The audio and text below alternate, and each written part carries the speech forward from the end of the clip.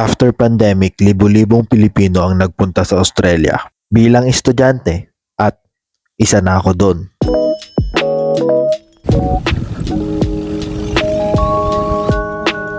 Araw ng exam ko ngayon. Ito yung mga kinakatakot ko noon bago ako magpunta dito. 3 weeks ang exam dito sa Australia.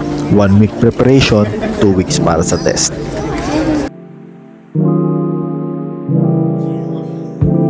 Katakot-takot na review ang ginagawa ko para lang makapasa. Hindi mo gugustuhin bumagsak dahil pag bumagsak ka, magbabayad ka ng $5,000. Pero makulit ako. Pagkatapos namin kumain, nakipaglaro muna ako sa anak ko. I'm here. Where?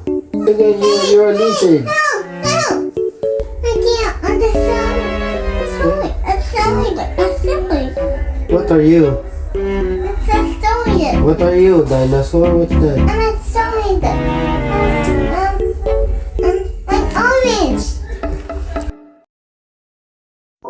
5 degrees Celsius ngayong umaga. Ganyan kalamig dito.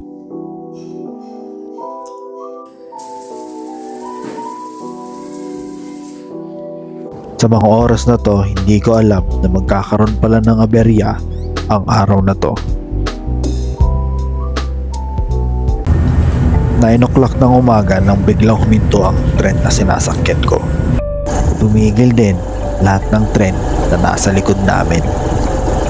Sa mga oras na to, isa lang ang nasa isip ko. Paano na ang exam ko? Agad-agad ding rumisponde ang kapulisan.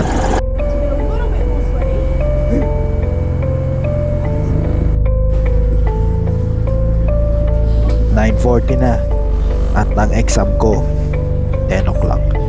Madaling-madali na ako dahil 5 minutes na lang magsisimula na ang exam.